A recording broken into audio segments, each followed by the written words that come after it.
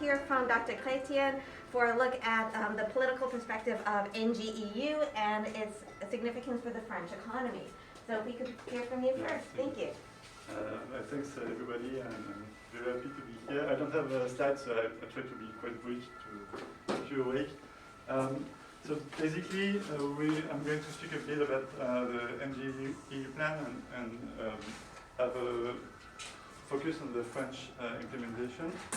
So NGEU is the European Recovery Plan.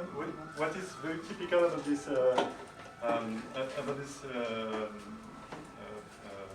exercise is that it's a plan which has been funded by common debt issuance. So this is really a huge act of solidarity in Europe. We didn't have such kind of recovery plan before. So it's been adopted by the EU Council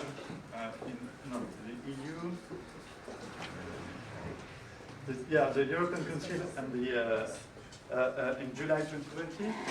And then, since then, all the member states have put a lot of effort to implement it. So basically, member states have submitted their national recovery, resilience and recovery plans. So this is basically a plan where you have the reforms and the investments that you submit, and for which you request the payment of the EU. And so to date, 22 plans have already been adopted. They have been adopted very swiftly, very quickly, thanks to a lot of discussion before with the Commission in order to have a common high quality of plans. And they are meant to have to stimulate the recovery, but also to have transformative impact. The two main impacts which the plan are aimed at is the digitalization of the economy. So, for instance, 20% of the plans must be targeted at digitalization, and also the climate adaptation. I mean, the climate transformation. 37% of the plans have to invest in climate.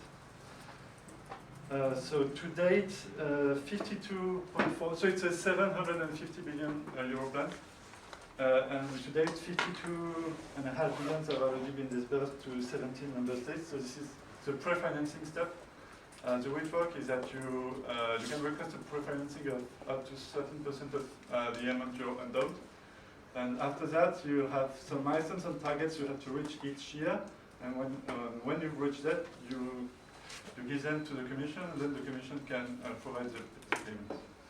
So on the French side, we've submitted our plan on the 28th of April 2021. So I've got one plan if you want to have an idea of it. Basically, it is. So it's big, and it's very detailed and very precise. So we've submitted it on April 2021, and then it's been evaluated positively by the Commission in June 2021, and adopted by the Council of the European Union on July. And after that, we've requested the first payment for the pre-financing in August. So the plan basically, it's composed of both reforms and investments. So the investments are part of the broader France Relance plan. So we have the national plan, which is a 100 billion euro plan, which is financed up to 40% by the EU. So this shows also the consistency between the European priorities and the French priorities. And you also have some reforms, and the reforms are basically reforms that were in the program of President Macron, and that fits the requirement of the NGEU. So it's part of it's like the unemployment insurance reform, or reforms to the climate and resilience law, for instance. And regarding the investment, so we have the three priorities of the France Relance plan, which are in it. Basically, the ecology. We have so half of the plan which is dedicated to green transition. We have also a quarter of the plan which is dedicated to digital transition, and a significant part of the plan is also dedicated to invest in skills and to ensure that people will get the skills needed to be adapted to the two transitions. And regarding the reform, the ones you might know are the Climate and Resilience Bill and the Unemployment Insurance Reform, for instance.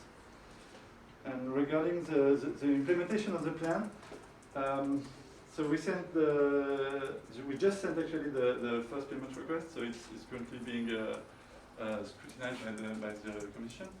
We sent it on November 26th. And so it's currently being analyzed, and we should have, I think they have 2 months to analyze it. And then I think we expect a payment in the first quarter of 2020. And regarding maybe from our perspective, the difficulties, I mean, the thing that we need to take care of in the implementation process. What will be important is, so it's a recovery plan, so you need to be quick and to have a quick analysis from the Commission and quick answers from the member states also in the implementation phases, and to try and avoid the excessive administrative burden. I mean, you have to make it really move quickly. But on the other side, sorry, you need to be sure that all the reforms and investments that have been announced are really met and are implemented. So you need to strike the balance between the two in order to have an efficient recovery. And that's basically it for me. Okay, thank you very much, Dr. Chrétien. So next up, I'd like to invite Dr. Saraceno. Thank you very much. Thank you for the invitation to speak. What I would like to do in these 10 minutes is to zoom out from France and to try to take a European perspective. And I would like to tell you 2 things. First of all, looking backwards, why is Next Generation EU so important? What makes it stand with respect to other things that Europe did in the past 10 years? We did plenty of things actually since the global financial crisis. And then I will try to answer the question on whether the Next Generation EU should be interpreted as a first step towards the United States of Europe, to say it differently. There are lots of people who have been saying that, speaking of an Hamiltonian moment. An Hamiltonian moment meaning a moment in which there is a substantial transfer of fiscal powers from member states to the central level that then goes on and creates some sort of federal management of fiscal policy. The answer to the second question, in case I run short on time, is it's not an Hamiltonian moment, and then I will add a yet. And I will tell you what are the conditions, in my opinion, for that to become an Hamiltonian moment. And then if time remains, it will not remain. I will try to spend a few words on another very important item that I mentioned during the previous event, which is the current debate we're having on fiscal rules in Europe, and how these 2 debates are not, in my opinion, going on jointly as they should. Okay, so why is Next Generation important? Why is Next Generation EU important with respect to what happened in the past? Well, because the past 10 years have shown how our institutions, these European institutions, the Stability and Growth Pact, the Statute of the Central Bank, so it's a wider thing than just fiscal policy. All of these institutions that we built between 1992 with the Maastricht Treaty and the Lisbon Treaty in the early years 2000, all of these institutions are today completely unfit to be compatible with the new sentiment that macroeconomists, policymakers politicians have on the role of macroeconomic policy. To say it shortly, we built the European institutions during a long period in which it was believed by the vast majority of policymakers and by the vast majority of academics that the government should be as much as possible out of the way and let markets do the job of converging, creating growth, creating jobs, and so on and so forth. So that was the reason why we had very strict rules on fiscal policy, we had very strict rules on monetary policy, and basically we just had a very strong emphasis on reforms like the ones that were mentioned a few seconds ago, labor markets, product markets, etc. Then comes the crisis. The crisis shows how it is important to have among the in the toolbox of the policymaker macroeconomic policy, in particular fiscal policies, and this is where Europe diverges from the rest of the world. We kind of close ourselves in our old way of thinking, and we have a management of the sovereign debt crisis that starts in 2009 with the Greek election. That, to my sense, I think it's a debatable position, but that, to my sense, was a complete disaster. Then comes COVID. COVID is a second crisis in just about more than 10 years, and this second crisis instead sees Europe react very well, to my sense, once again. Very quick action by governments with the support to the economy, mostly fiscal, so mostly fiscal policy that comes back into the toolbox from which it has been ejected for 10 years, and support by European institutions. So the European Central Bank starts buying bonds, like the Fed and others, but also the Commission suspends the rules, the fiscal rules. So far we have a long period in which the Commission has not been looking at debt and deficit figures, or at least they've been looking but not sanctioning us. We have some programs of emergency lending that have been put in place. Some of them have been working very well. The famous SURE, it's a program that basically allotted to member states 100 billion euros in order for them to be able, they were loans, not grants, in order for them to deal with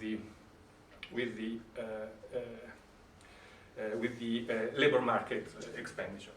All of that was the emergency response that was national. We are not the United States of Europe. We should never forget. So those that at the time said, oh, where is Europe? Well, we need it.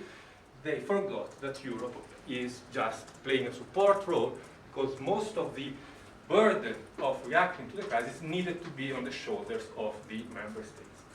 But at the same time, and I get to the topic of today's discussion, at the same time, Europe has also shown, and I must say, to my surprise, a quite remarkable capacity to project itself immediately into the medium run, into the after COVID, after the pandemic.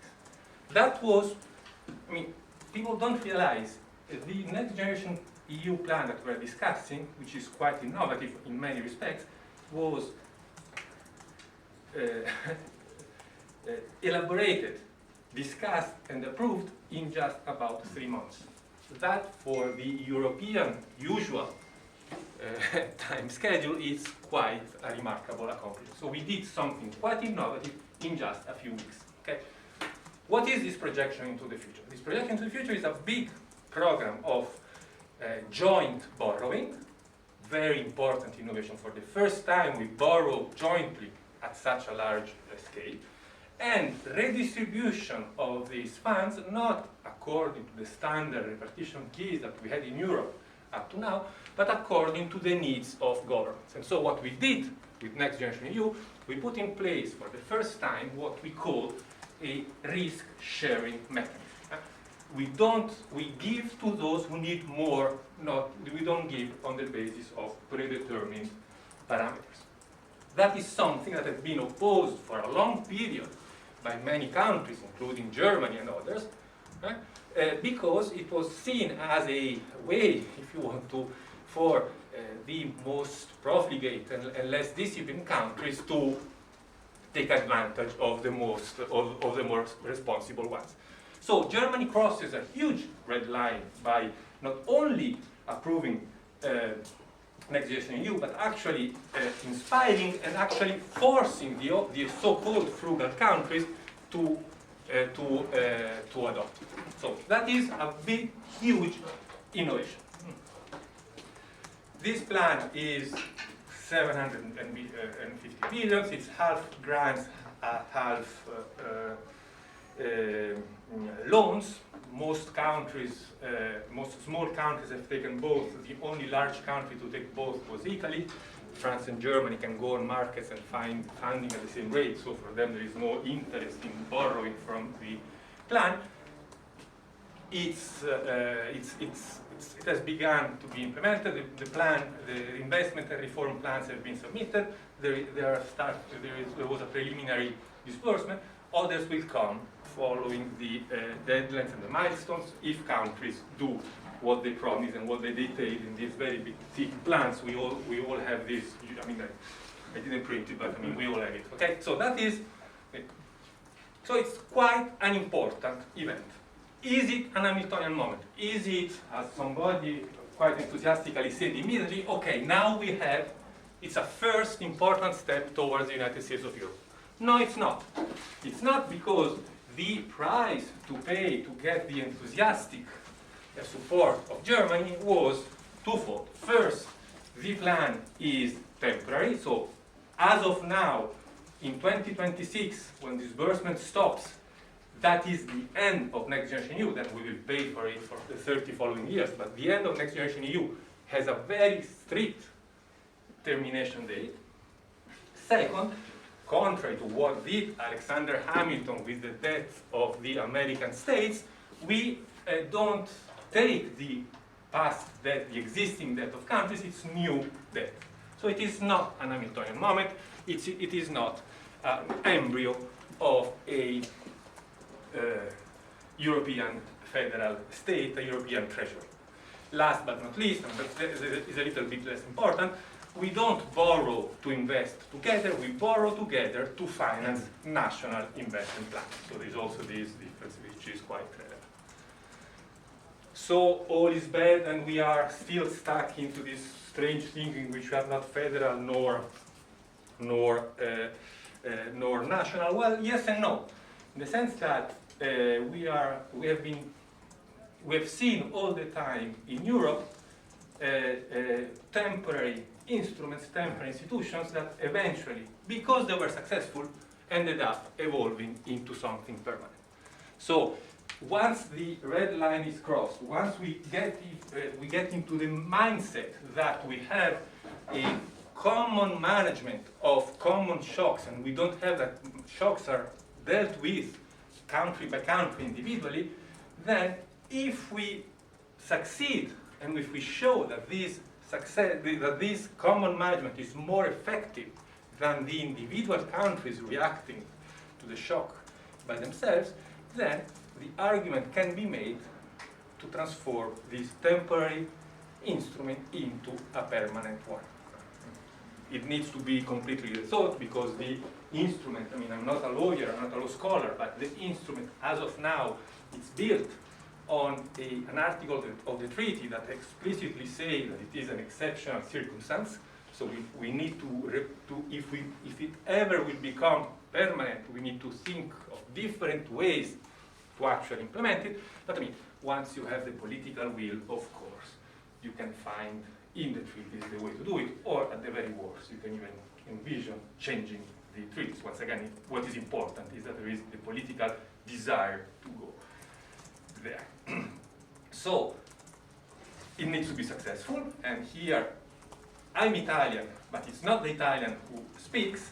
Of course, there is one major, there is one, if you want, central point to the success of the plan, which is my country, Italy. Italy is the only large country that took loans and grants. It's the only country that in the Next Generation EU changed side.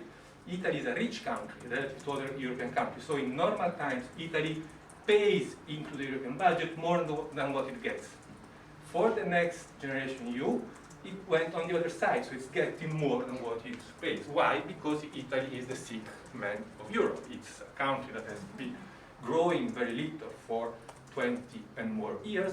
It's a country that in 2019 had not yet recovered the level of GDP of 2008, prior to the global financial crisis.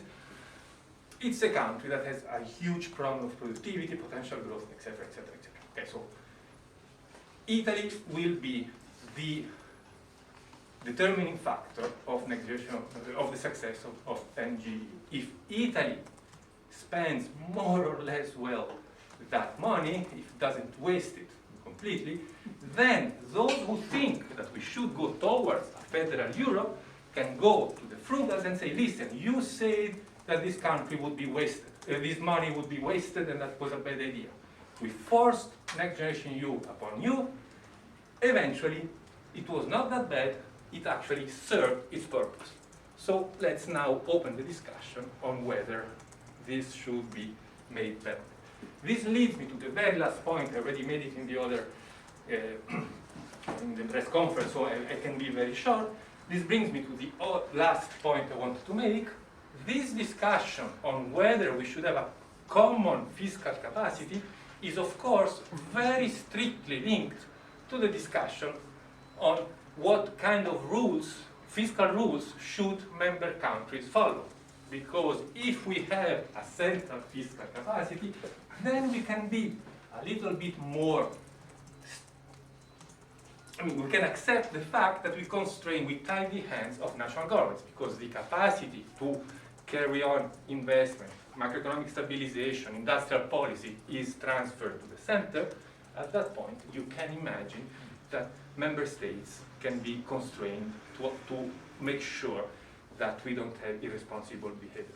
But if the debate on fiscal capacity, on a central fiscal capacity, does not take off, then of course the rules of the game need to be changed, because the rules we have proven again and again and again in the past 30 years, not just since 2008, that they were too restrictive and that they basically prevented European countries from having industrial policies, macroeconomic stabilization, and so on and so forth. While all the other large economies of the world, from the US to Japan to the emerging economies like China, actually did it plenty of times. So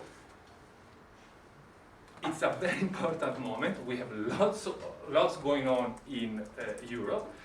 And this is this was part of the recommendation I wrote for the panel in the previous session. My sense is that unfortunately we cannot take chunks, individual chunks of these construction sites and deal with them separately, but we are forced to work on these things all together, because if we don't do it, then of course we risk getting out of the crisis with something different but still very much inconsistent, like the one we have now. Sorry. Thank you very much, Dr. Saraceno. So next it's my pleasure to introduce Diane Fromage.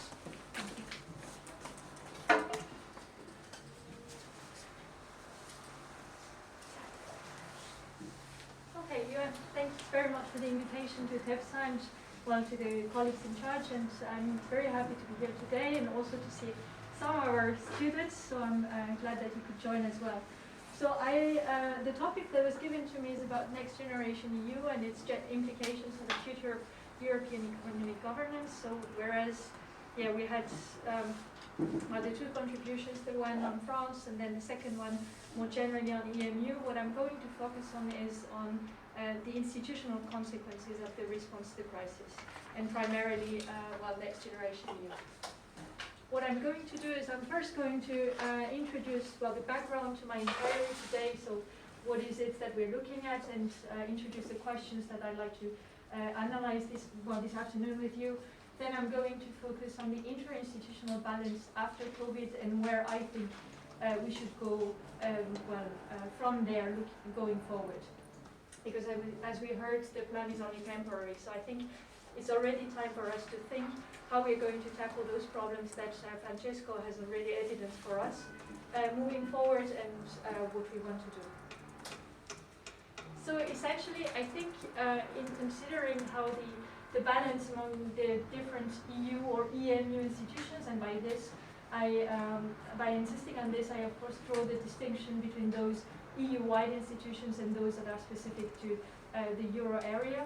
So this EMU institutional framework had already been very much affected by the euro crisis, and I think it's also important to bear in mind that some of the reforms that were launched after or in response to the euro crisis were still under discussion when the COVID crisis broke out. And by this I mean the BIC, so this capacity that this financial capacity for the euro area, but also the European Stability Treaty. The COVID crisis, as we heard and as we all know, demanded that numerous measures be adopted first and foremost at the national level, but also at the European level. And I think indeed I would agree with the fact that the response to the COVID crisis in the economic area at the EU level has been radically different from the one that we had witnessed when we faced the euro crisis, in that all national and EU institutions were mobilized this time around. So it was, I think, completely the end of the story whereby the ECB was left as the only game in town, as we had seen it with the euro crisis. That's a complete change of paradigm, and therefore I think, well, on the one hand, we should ask ourselves how, whether and how this response to the COVID crisis is potentially going to have long-lasting effects. Because I would argue that the mere fact that the measures are temporary doesn't mean necessarily that it's not going to affect the interinstitutional balance within the Union. And like I was saying at the beginning, how it's going to evolve in the future, and that demands, therefore, that we draw balance of the current situation. Now, moving on to the current situation, well, I think we need first and foremost to draw a balance as to what the situation had been after the euro crisis. My first point in this regard is that after the euro crisis, because of strict conditionality, we had a very large enhancement of the powers of supranational and international organizations, and in particular of the European Stability Mechanism. The second aspect that I would like to emphasize is the fact that the European Commission had been reinforced in theory. We all have in mind reverse qualified majority voting, etc. On the other hand, soon after the reform of the six-pack and the two-pack, the European Commission itself acknowledged that we needed to use the flexibility, such that the role of the European Commission vis-à-vis the member states was, in my view, only reinforced to a certain extent. Another feature that had resulted from the euro crisis was the reinforcement of the Eurogroup and generally of euro area specific institutions or forums, which we can discuss afterwards whether it's a good thing or a bad thing. I think there are a lot of questions that go with the almost automatic resort to the Eurogroup, but still it's a fact that it had happened and that the Eurogroup in some of the mechanisms basically received a formal role. So in the European semester, the Eurogroup is involved in the assessment of the plans submitted by the member states. And a final feature of this institutional framework, as it had resulted after the euro crisis, is the fact that democratic institutions were largely marginalized, at least in the EU framework. So on the one hand, the role that the European Parliament is called to play in the area of economic and monetary union was and still is actually very minor. And on the other hand, the guarantees that are given to the national parliaments from the EU level are very limited, such that national parliaments may be involved, but they will rely on their national institutional frameworks to this end, which means that you have a large variety and discrepancies among the different member states. So that's what we had, and it was confirmed in its role of oversight and control of the budgetary and fiscal policies of the member states.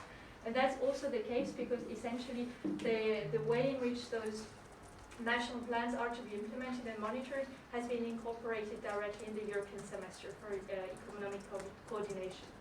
So that has led, I think, to a very strong reinforcement of the Commission. There have been discussions, for instance, as regards the fact that because of the inclusion of the recovery and resilience plans in the European semester, essentially the country-specific recommendations of the Commission now become way more binding than they used to be. So recommendations, but with a carrot, if you want. But on the other hand, I think it should be emphasized that whereas we have a confirmation of the European Commission in this role, on the other hand, the member states too have been reinforced. And that's because you have in the Recovery and Resilience Facility regulation a specific mention of the possibility for one member state to bring a case where the national plan would not or would be considered as not having been implemented correctly to the European Council. So for those of you, I know this is perhaps a bit of a lawyer thing, I'm an EU lawyer, but for those of you who may not be aware of it, any matter can always be brought to the European Council by any member state at any point in time. Now, that's a general rule. Now we have a case where in the Recovery and Resilience Facility that is specifically acknowledged. And I think politically this is very strong. I mean, the mere fact that you have this acknowledgement really, I think, reinforces member states. And I think another factor in favor of the reinforcement of the member states as opposed to the supranational institutions are the fact that those recovery and resilience plans, so we've seen here one example, are eventually approved by the council and not by the Commission. So the legal basis that has served for the creation of the Recovery and Resilience Facility is 175.3, which doesn't matter. What matters to you is it's the one that is used for structural funds. Now, structural funds are the responsibility normally of the European Commission. So once they have been approved, then the Commission basically is in charge of checking them. Now, in this particular case, the European Commission, in its original proposal of the RRF, so the Recovery and Resilience Facility regulation, had said it should be in charge of not only assessing but also approving the plans, and that the member states were not ready to agree to. So essentially, they came back and said, and just basically followed the logic that is normally in place in the European semester. And that for me is a very strong sign of reinforcement of the member states. We can then discuss maybe in the debate as to whether this is justified or not. I'm not saying it shouldn't have been the case, but I think still it should be noted. Now, if we consider the role that has been played and is still played by the member states, on the one hand, the executives, if you want, played a very large role in the design of the immediate response to the crisis. So again, the European Council was, the masters of the response with Next Generation EU, which as we heard, has been approved in a very timely and swift manner. But on the other hand, that's also the case of the SURE instrument, which is for unemployment policies, etc. So that's not the only measure that has been adopted by the member states. On the other hand, I also think, like I was saying, they've been reinforced in the long term because of the RRF mechanism, but also with the rule of law conditionality mechanism, which, as you may be aware, is a mechanism whereby if we have no other available tool to protect the financial interests of the Union, so in the budgetary matters, we have now the possibility with first an opinion of the Commission and then member states by qualified majority voting to suspend the funds, the disbursement of funds. And there again, member states kept a big role for themselves because they said, so the Commission needs to adopt guidelines for this conditionality mechanism to be in place. And they said if there is a case pending before the Court of Justice, then the Commission may not adopt the guidelines. Guess what? Hungary and Poland brought a case before the Court of Justice, and we just had the opinion by the Advocate General a few weeks ago. Now, the other point that I want to emphasize is the reinforcement of the Eurogroup again, but only, I would say, in the design of the answer to the COVID crisis, because it's not involved specifically in the RRF as an institution, and also this time around Eurogroup in inclusive formats, so with all the member states. Again, a point perhaps for discussion. And finally, I think it's fair to say that the democratic institutions, so national parliaments and European Parliament, are still in a very weak position because the status of the European Parliament has been improved to some extent, but to some extent only. So yeah, like I was saying at the beginning, and I'm slowly coming to my conclusion, the instruments that we have adopted are temporary. So these, all of this framework that I've just described to you is not bound to remain, at least not in theory. And the question then is, well, should we go back to what we had before? And I would say no. Reason for this, we already had certain shortcomings in that framework. So I've listed here 3 different issues that in my view need tackling urgently. The first one being democratic control, and by this I mean the adequate and commensurate involvement of democratic institutions. And to this, I think one way to solve the problem without treaty change, which as we know is always a touchy and difficult issue, would be first and foremost to reinforce interparliamentary cooperation among national parliaments, but also with the European Parliament, because the European Parliament, as I was saying, has been now in the framework of the RRF granted very large information rights. They also enter in a dialogue with the European Commission, etc. So I think already now, but also in the future, building on this practice, essentially that national parliaments can learn or can use the European Parliament to get information should be used. The second point I'd like to make is the absolute need, in my opinion, that information and direct involvement for national parliaments be guaranteed directly at the EU level. Now, we already have this in the Lisbon Treaty for legislative proposals, for planning documents, etc.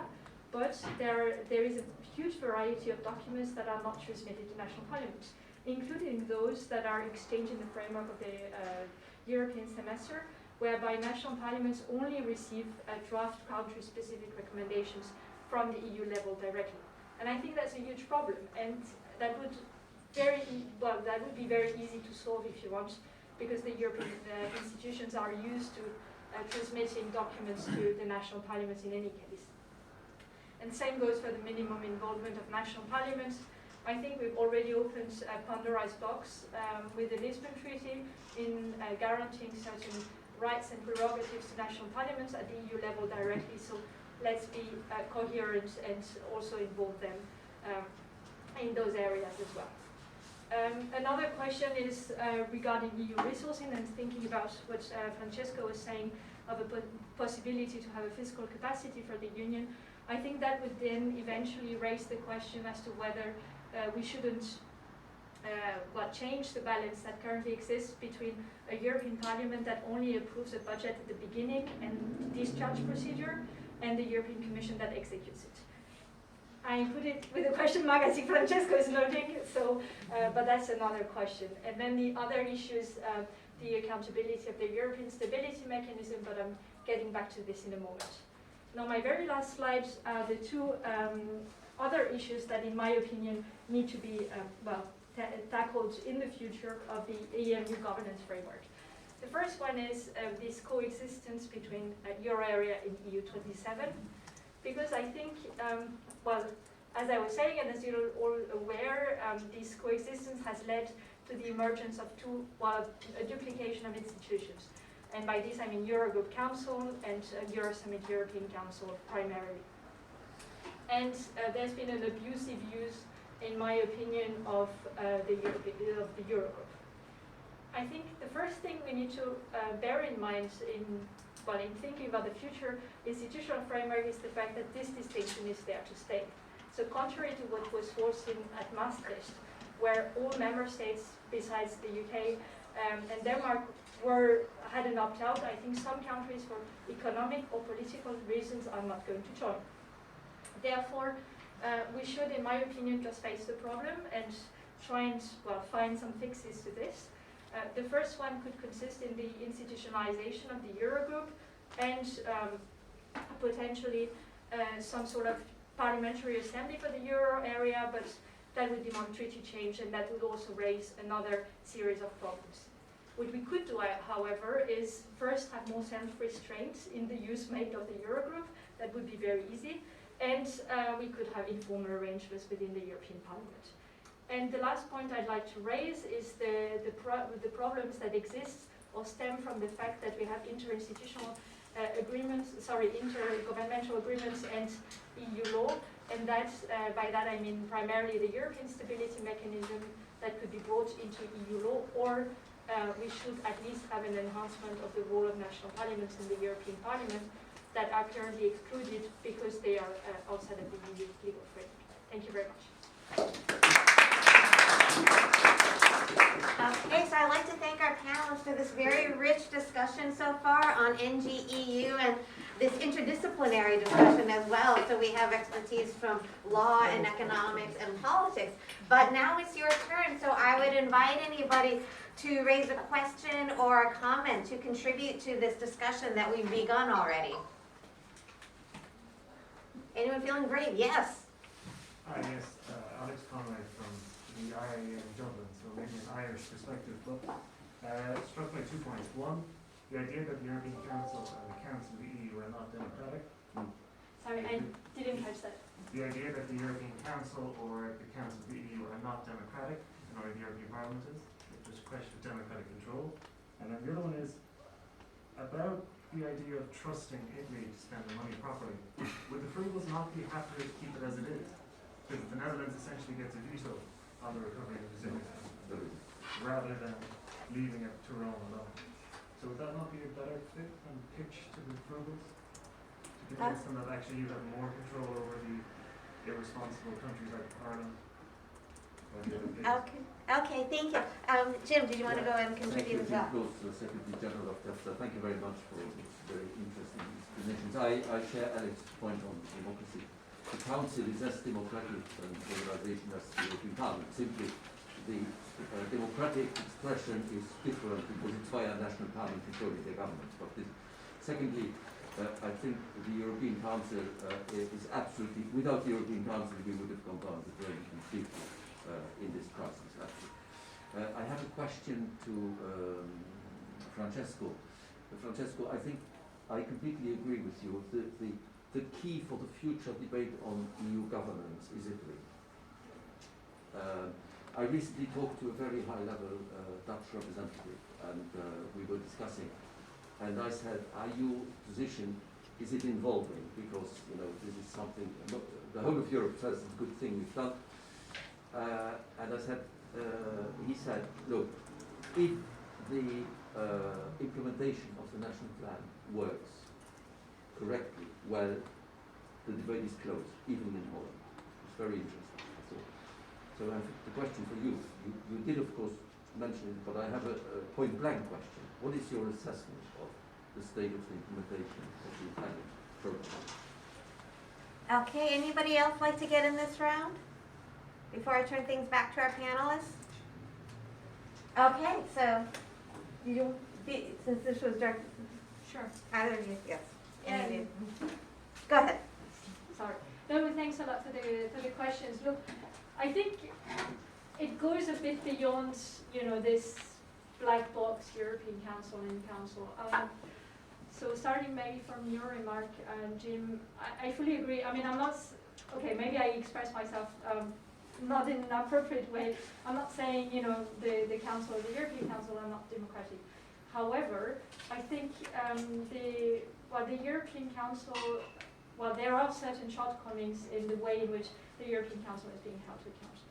We know for a fact that some of the member states do not have procedures to hold their European Council representative adequately when we have meetings. Starting from my own country, France, our president is not allowed to come in front of Parliament. So, there you already have a gap, and we're not the only one in that case. So I think, and I would argue to this, and although I'm not discussing the fact that, they may be held accountable by their own representative, etc., but I think we're still lacking, mechanism for the collective accountability of the Council and the European Council. Now, that's a general EU perspective. If you look at what has happened, I think, in the management of, especially the COVID crisis, if you think about, and I fully agree, by the way, with the fact that the European Council has saved us. I'm not of those people who think, you know, this is abusive or anything. I think these were the only people who are in a position to take these kind of decisions. I'm not denying this in any way. Now, if you look at the fact that, for instance, the European Council entrusted the Eurogroup to come up with a design for sure, there I start having my doubts. But in inclusive. In inclusive format. They were all together. Fair enough, but we know what the problems are with the Eurogroup. I mean, in terms of absence of democratic controls, I mean, in this case, lack of transparency. Now, I'm playing devil's advocate here because if I'm fully honest with you, I still rather they meet in a Eurogroup format than they have breakfast together in Brussels somewhere. Sorry, I mean, I'm just being very pragmatic, but I'm not saying, but I still think that, you know, the fact that this format was, well, they came out with it in the framework of the Brexit negotiations, and then this has stuck. I still find this problematic because I think, yeah, there is just much less transparency, and there are only a few national parliaments, for instance, that have designed procedure to control the Eurogroup meetings. So I think that's a big problem. And the last point, and now I give the floor to Francesco, apologies for turning my back on you, but no, and I think there were opportunities that could have been taken at the EU level to strengthen the role of national parliaments in the RRF. I mean, they are not even mentioned in the RRF regulation. They are to be understood as referred to under stakeholders. I let you judge. I mean, I understand why this was done. I understand that this is politically, yeah, problematic and difficult and etc. But I think that's still really a very big issue. Thank you. I'll take on this last remark to answer the first question. Why would the Dutch not be happy with the current situation? Well, first of all, and you correct me if I'm wrong, in the end, a member of the council can raise the issue of disbursement of funds, but the last word is with the Commission. Yeah, because otherwise, legally speaking, because otherwise there would be, and so it's a formal victory for the frugals that they can say, hey, these guys are not doing their job, but in the end, it's a political process in which they are likely to be in minority. So that is the first reason. Okay, so it's probably more formal, their power, their veto power, than substantial. But I here really spoke under your control because it's not my field. Second, I think there is a more fundamental issue here, which is, I mentioned it very quickly. I'm sorry, even went over time in spite of mentioning that over quickly. Is that there's really a philosophical difference between the way economists and policymakers see how the economics, I'm not talking about the formal working of the union, but the economics of the union should work. And this is really based on the fact that should we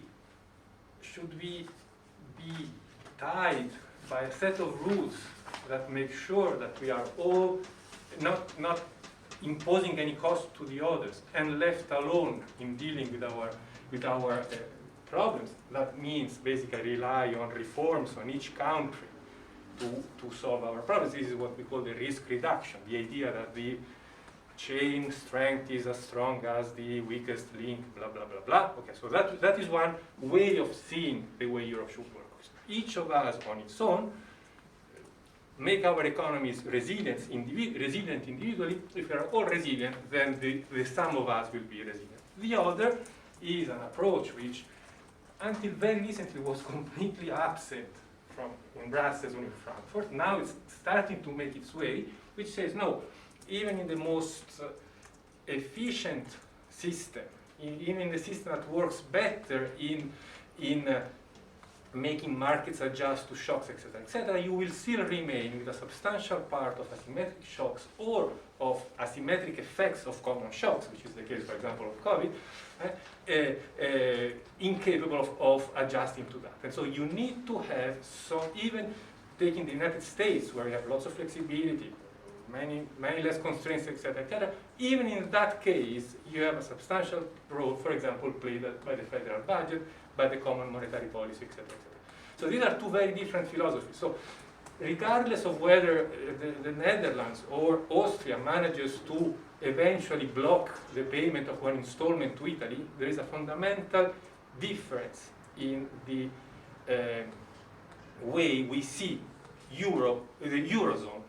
I won't make the mistake she rightly pointed out, the Eurozone should work. In this sense, parenthesis, I'm very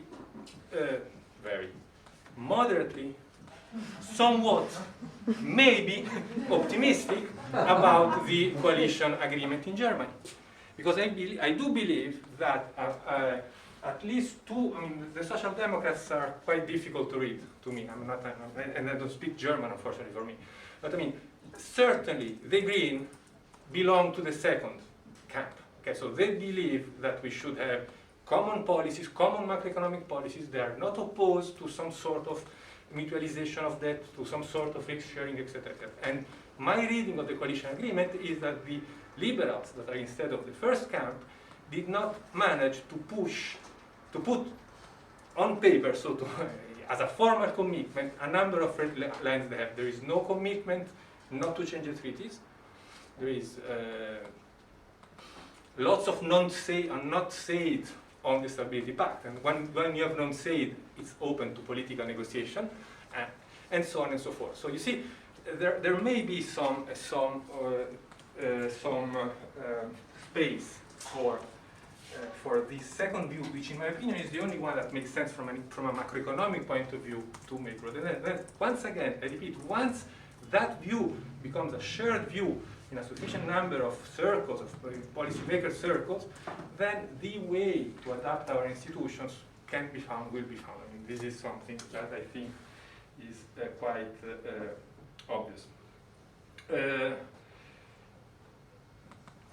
That leads me to the success of the time. How is Italy doing?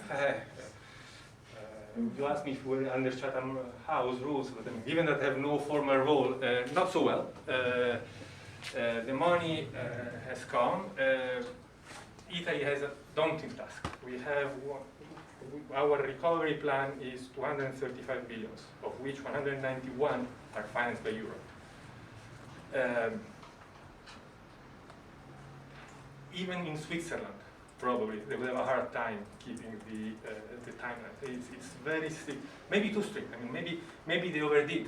For example, if you ask me, there was no reason why the Italian government shouldn't take more time to announce its reform of the judicial system, of the public administration. So I don't see why these things could have not been spread over the whole 3 years. Most of the reforms will have to at least be announced and then possibly voted by the end of this year, not the solar year, the academic year, let's say. So by the end of the winter. I think this was a bit too much.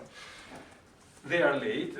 There is some problems of coordination between the ministry and the regions that will be actually administering the funds. Nothing dramatic, but we, as was to be expected, we are not right on schedule. I also believe that everybody knows how hard that plan is to implement, and so I also believe that there will be, once again, a political game that will be played in which an overall respecting of milestones and deadlines will be enough for the plan to go on, and for the plan to be used as a political tool. Very last thing, and that I was nodding before, I am strongly, deeply committed to the idea of a federal Europe. So you would expect from me to be very enthusiastic about the perspective of making Next Generation EU into a permanent common fiscal capacity.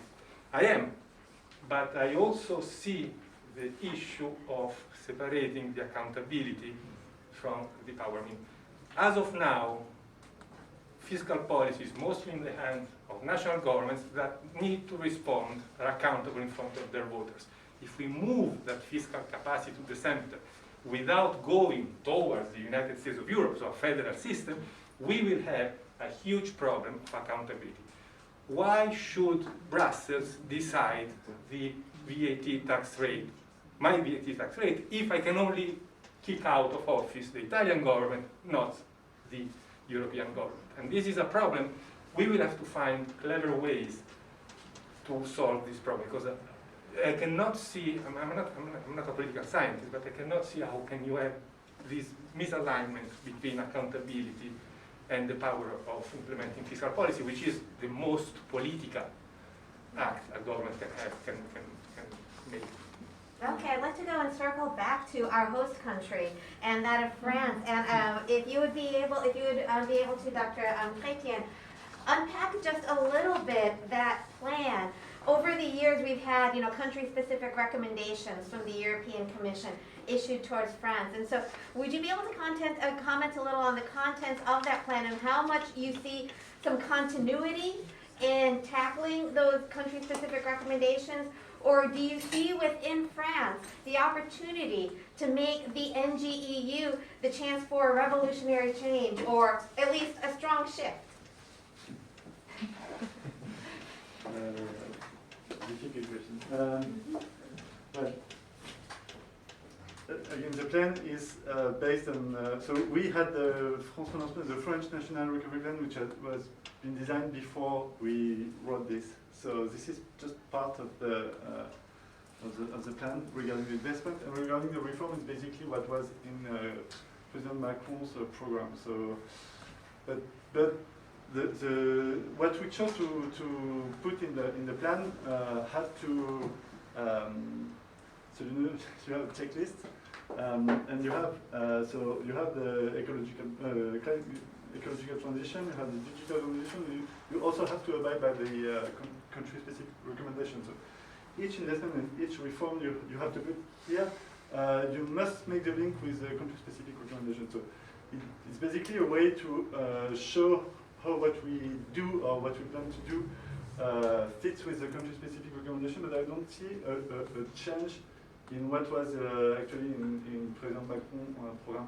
President Macron is not anti-euro, or I mean, what he did is basically in line with the country-specific recommendation. So it was not a difficult task for us to make this thing. And for the investment, it's basically the same. Okay, thank you. Well, it looks like that we're running low on time, and so I'd like to thank all of you for joining us this afternoon, and please join me in thanking our panel for this session.